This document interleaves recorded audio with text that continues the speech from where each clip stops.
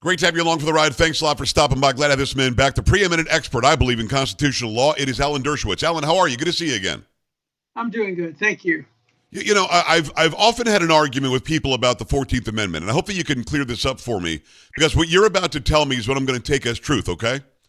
When I look at the 14th Amendment and how they put it together, of course, they were after the Civil War. They were all to really address slavery. 13, 14, and 15 was to make sure we could never do it again. Those who were former slaves were citizens. I believe the first part of the 14th Amendment, actually the birthright thing, is not only about slaves, it's also about American Indians.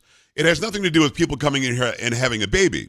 My problem is, Professor, that it's not written well enough for us to decipher between who does and who doesn't get it. Subject to the jurisdiction thereof never made sense to me as some sort of dividing line, because I think that the baby is subject to the jurisdiction thereof once he or she is born. So can we clear this up once and for all? Is there a birthright citizenship for anybody who is born on our land?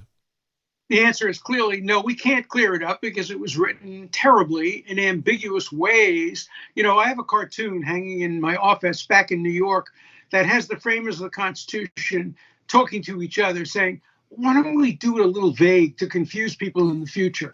And that's what the 14th Amendment, I think the jurisdiction part of it had to do more with Native Americans who were not under the jurisdiction of the United States. They were independent tribes. Right. But could have said that. There are so many provisions of the Constitution. Take the Second Amendment. Does anybody understand what the first part of the Second Amendment really means? Does it mean that the only reason you can have guns is to make sure that the government isn't going after you?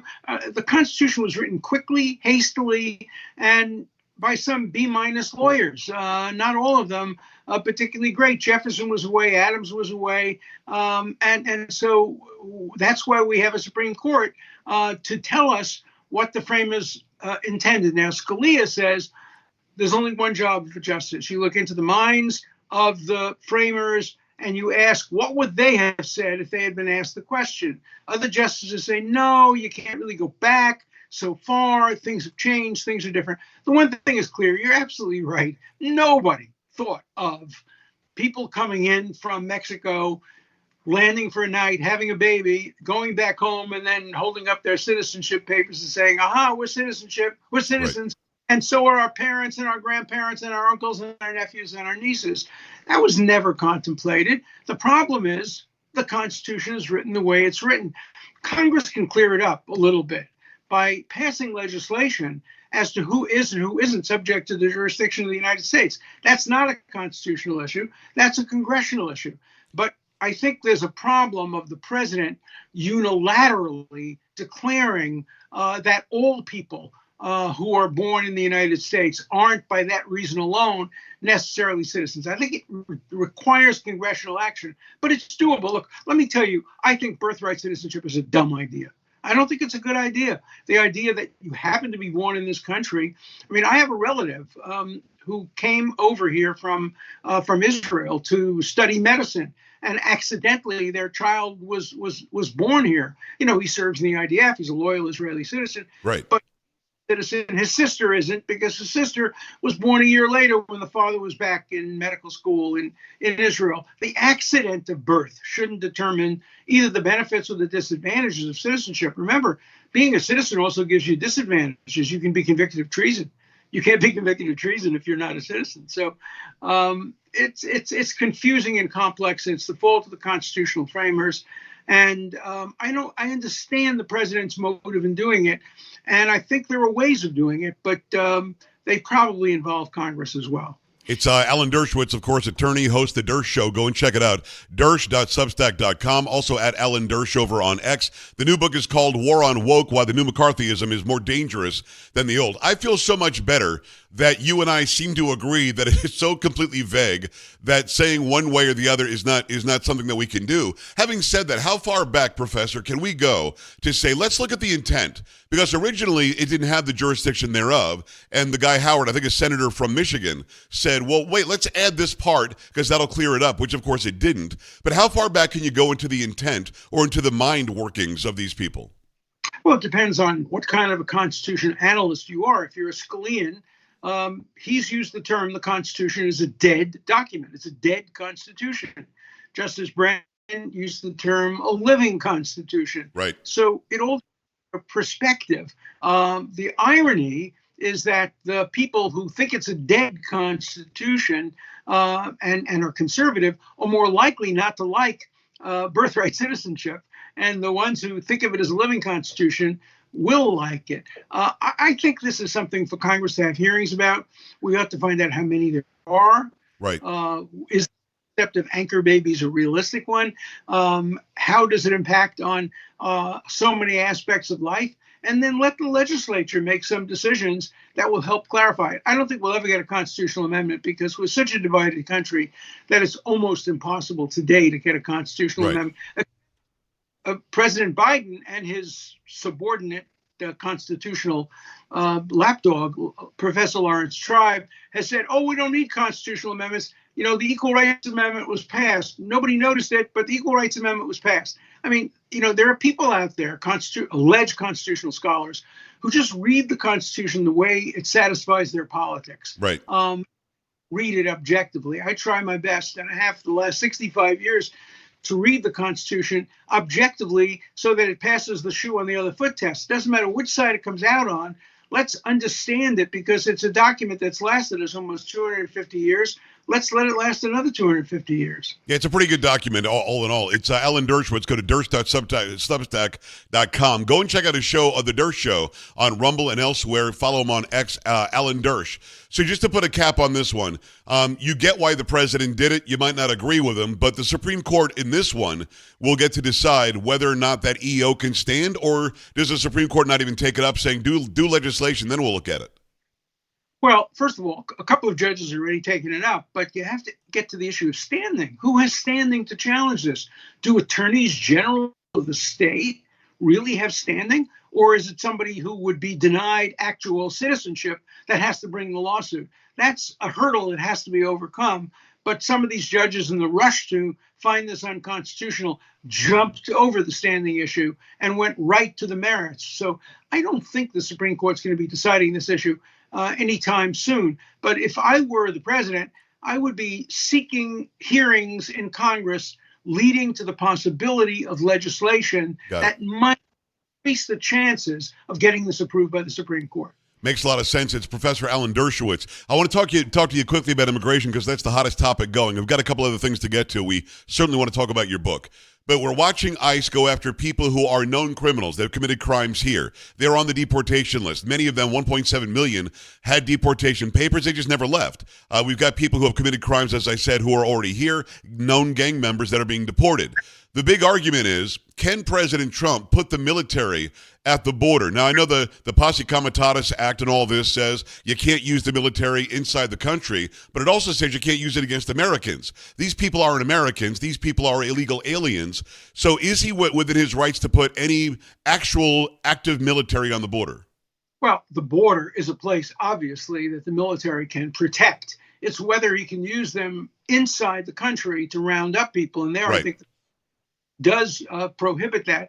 I don't think it's necessary. Look, if we start going after first just the criminals, the people who are endangering their neighbors every day, it will get widespread support from around the country. Even the governor of Illinois, who's very much opposed to Trump on everything, has said that he wouldn't try to stop appropriate authorities from going after criminals. The real question is, what do you do with people who have been here for, 25 years, who have children, maybe grandchildren, who are here and who have been good citizens? Do you automatically deport them, or do you do it on a case-by-case basis? And I think common sense should prevail over legalisms here, and understand what the greatest dangers are, and at least start by prioritizing the most dangerous people. There are enough of them that will keep us busy for a long, long time. Yeah, no, I think that's exactly where they started. Homan and now Kristi Noem and certainly the president. They're saying go and get the bad guys. That's what they're doing. That's why the whole argument about it this past weekend didn't make any sense. It's Alan Dershowitz. Get the book called War on Woke, Why the New McCarthyism is More Dangerous Than the Old. There was a rumor that President Trump undid two acts in his first executive orders. Got rid of an act in 1965, the EEOC. He got rid of the 1972 something or other, another equal employment thing. A president can't get rid of an act, can't get rid of a law. That just doesn't happen that way. What he did was he undid a Lyndon Baines Johnson executive order that basically was pushing DEI in the late 60s, early 70s. And what Trump has said is meritocracy is how you do it. If you're the best for the job, you get the job. We're not going to play this game anymore. So did you hear those arguments over the weekend, and did you find it as silly as I did, that anybody believed that a president can undo a law? No, I think it worse than silly. First of all, I am 100% behind the president's trying to get rid of every remnant of DEI. DEI is the worst thing that ever happened to American education, American institutions, and American values. It's the opposite of Martin Luther King. It's the opposite of everything we stand for. It's the opposite of diversity. It says only skin color matters. It's the opposite of equality. It says equity has to link people by their group, by their identity, politics, and inclusion excludes Asians, Jews, other people who have been meritocratic in their accomplishments. And by the way, you know who suffers a lot from it as well? Women. Women have benefited by meritocracy. Not every other group has benefited by meritocracy. And meritocracy is the essence. I remember when we introduced blind grading at Harvard Law School. It was a tremendous boon for women because before blind grading, there were some sexist professors who would see the name, oh, Mary, oh, she's not really a lawyer, she's a woman, grade them down. But with blind grading, women rose to the top. That was an incredible benefit for meritocracy. I want to see meritocracy in every aspect of life. I was on a plane a couple of years ago that almost had a crash. And everybody on that plane had the same wish. We don't want a DEI pilot flying that plane. Right. I don't DEI pilot performing surgery on me. I don't want a DEI pilot performing any important function or a DEI person. I want everybody selected on the merits. I want women to be judged in the military by whether they're capable of performing military functions, not what their gender is. And so I think the president's 100% right on that. And I think he has vast support, not only among Republicans, but among Democrats. Americans are meritocratic. We're a country that made it by meritocracy. We're a country that achieved great results through merit. And that's what we have to continue to do. And this president can do it. And we see it. We're seeing it unfolding in real time, Alan. Out in L.A., very, very deep blue. They are all for no. We don't want DEI fire chiefs. We don't want people to say, "Hey, the person showing up to help you out should look like you." No, that's stupid. I don't care. I'm an Italian guy, and if the somebody from Uganda showed up who knew how to save me from the fire, I'm happy with that. It doesn't matter to me who it is. And when we have a piece of video where the assistant fire chief that I think we've all seen now says. The question always becomes, can a woman carry my husband out of a burning fire? Her answer was, he put himself in a position where he needed to be carried out to begin with, as if he was the bad guy that he needed help from the fire department. So do you think that this is a critical mass issue where left and right both say, yeah, enough is enough now? Yes, and I think it was one of the reasons why Trump won the election. I think people on the left, you know, the AOCs and the squad, they went too far. They didn't understand the function of the military is to win wars, not to change social perspectives and change the world internally. That's for, you know, other people. We can fight that out in universities. American universities today are becoming second rate compared to universities in other parts of the world because of the commitment to DEI instead of the commitment to meritocracy. And I'm hoping we'll return to meritocracy in every aspect of American life. Now, meritocracy means that we understand and that people should be judged not only where they are now, but where they came from. Take, for example, somebody like Vice President Vance. When you look at him, you don't only ask yourself, my God, this guy is really brilliant and smart. You say, but look at where he came from. Look at what he had to overcome. That's fair to take into account, whether it's on behalf of a black person, a white person, a woman, gay, transgender. Where you came from and where you are and the distance between the two are part of meritocracy. And we have to give people of all backgrounds equal opportunities to make it to the top and not just reward people for being born on third base. Dersh.substack.com. Go to @Alan Dersh over on X. Check out the Dersh Show and get this book called War on Woke, Why the New McCarthyism is More Dangerous Than the Old. Were there any preemptive pardons that you know of in history before Richard Nixon? Was that the precedent that Joe Biden just did all this outlandish stuff by? Yes, there were none before that. Well, in some respects, after the Civil War, there were broad pardons granted. And Jimmy Carter pardoned people who hadn't been prosecuted but who had escaped to Canada. But this is the first instance that comes anywhere close to this, where people were pardoned for things they weren't even investigated for. The only indication that they may have committed crimes were that Biden pardoned them. So. Yeah.